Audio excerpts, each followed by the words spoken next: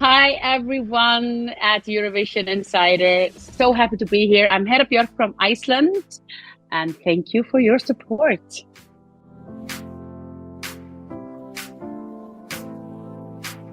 Oh, hi, Hera. How are you doing? Are you ready for our tea talk?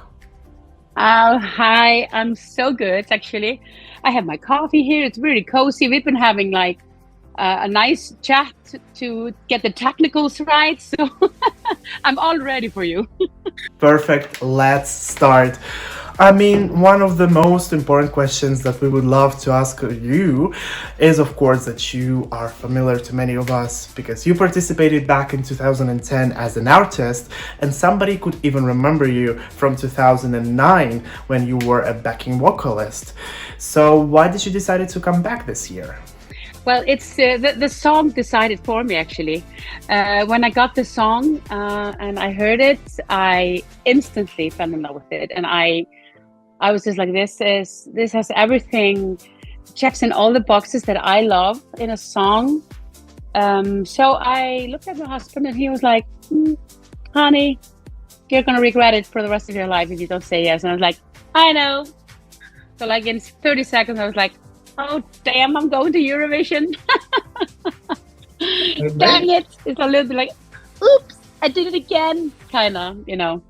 But it was an easy decision because of the song, and of course because I love everything about it. So it wasn't hard, but it needs to be. I've for many years I've been waiting for the right song. Everything needs to click.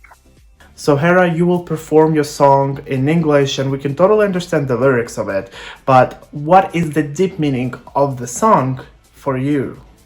The deep meaning of the song for me is like to not be afraid, to always know that even though we have heartbreaks or we have hard times or we go through tough times in our lives, we lose someone passes away that we love, and you're in a state of mourning of some sort. The sun will come up again, and that's a little bit of like, I feel it coming. It's like, ooh, the light, it's going to be okay. There is hope. you know you will survive. All of these feelings of optimistic and just hope, pure hope, just like a ray of light that you can always like reach out to and just go there. So the song is about not giving up on yourself. Love yourself and allow yourself to love others, even though they might break your heart. You never know. You can't control it. So that's what the song is about. I think you're quite familiar with the news that Iceland participation at Eurovision was very uncertain at some period of time because the broadcaster decided that they will take this decision together with the winner of the national selection. What do you think about that, and how do you feel when you heard about that? I mean, in truth, this was our way, like the way of all the songwriters and all the performers to get through to where we are now. It was a way for all of us just to take one day at a time, because in the world we live in, things happen really quickly. On top of the situation down in the Middle East, we are facing earthquakes and volcanic eruptions here in Iceland. And we are like in the middle of winter, so we have like weather alerts every other day, like from yellow to orange to red. So it was a little bit like, okay, Eurovision should be fun. We should be having, it should be this ray of hope and light and it is always every year in our lives. So it was our way of saying, we don't know what's going to happen. We don't know how this is going to go, but we want to have Söngvakeppnin. So we're going to take one day at a time, and at the end, we'll look at the results, take 2 steps back, and make the decision. So it's a grown-up thing to do. in a very short period of time, you became a viral meme on Twitter and other social medias where Eurofans were sharing your video, quoting some incredibly funny quotes. So did you know about that, and what do you feel about those memes? Actually, for the past 2 weeks, I haven't been on social media that much because I just needed to like keep myself like close, and me and my people, we just needed to a little bit like collect ourselves, and step away from the social media for a few days because of like very aggressive comments and very strong feelings, and I understand them, I respect them, I hear you, but it wasn't serving me in my like decision making period, and now in the planning period. So actually, I haven't seen it. I'm like, what are you talking about? So you need to send it to me. But I hope it's I hope it's happy. I hope it's joy. Then I'm happy. Well, I think you made a really right decision to take some time from social medias when you will take the decision on participating in Eurovision. That is very grown-up thing to do and very mature thing to do. I respect that 100%. Hera, we really want to know what should we expect from your performance in Liverpool. Share 3 words on how is your performance will look like. In Malmö. You're still in Liverpool. Oh wait, I'm sorry, I meant Malmö. Well, you know, being a Eurofan, it is always confusing the cities. Yeah, that is. I'm sorry, I meant Malmö. Yeah. But that's so, and I so understand it. It's like my mind usually goes to Oslo because that was just a happy place to be. So in Malmö, yes, we will be doing a little bit of change, not dramatic though, not in the big picture, but we are going to a much bigger stage with a lot of gimmicks and a lot of screens and lights and wind machines and the whole basham for it. I mean, it's in Sweden, and they know how to do this. So we will change it a little bit. We will put something extra to it.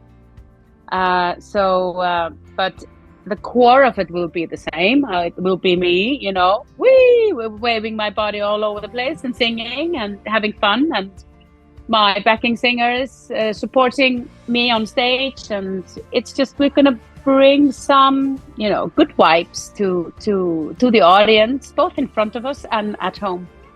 So, but I'm particularly looking forward to see the audience in front of me again with all the flags, all these different peoples of, shapes and sizes and nationalities. Oh, that's the best view ever. And I really, really hope that we are going to find some common ground to take this Eurovision Song Contest this year and make it to something extra special because of the situation in the world. Okay, girl, you made us very hyped. I think the performance will be just amazing. I'm looking forward to see it. Last year, we saw a record-breaking winner from Sweden. Loreen won for the second time, being the first woman who won the Eurovision 2 times.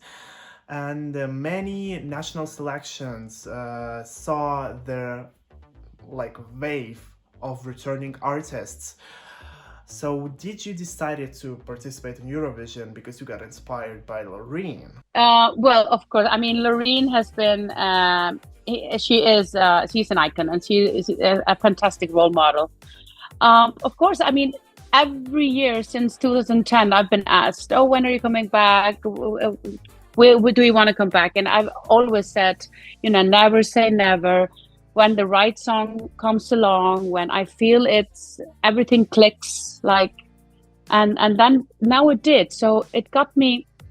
It doesn't. It takes more than just oh, I want to go to Eurovision again. You have to have something to do there. You have to have something to say. You have to feel that yes, this is worth it. This is something I really wanna do now because it takes a lot of work. But Loreen is amazing. Of course, I love her songs. Euphoria, after one listen, I was like, huh, nah, we have a winner. I think most of us did. We were like, sorry for the rest of them, but here we have a winner. So she was a clear winner for me also last year. I was just like, yeah, girl, this is so good. The staging, everything. She just did it again. She is a role model, but each and every one of us needs to be true to ourselves and do it in our way. So I won't be lying on the floor underneath a wall because that's not going to look good on me. Like, well, yeah, but I think it would be very funny to see you like, I feel it coming, doing the Loreen choreography. yeah, I feel exactly. Exactly. We can do a funny meme about that one. Yeah, I will tell everyone on Twitter to do those memes of you performing Scared of Heights and doing Loreen choreography. I think people will like it because you approved this meme. Exactly.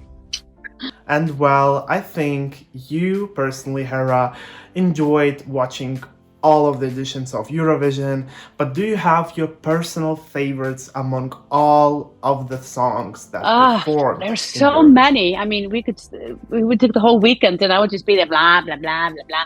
I mean, I love so many Icelandic songs. Now what comes to mind now is Solo from last year. I loved that. I was always like, woo! I love the Norwegian song from 2019. Can't remember it right now, but I loved it. I love Eres Tú from Spain. I love Selja Moja, Duga Moja from Yugoslavia back in the 80s something. I love I love so many songs. I mean, next question, please.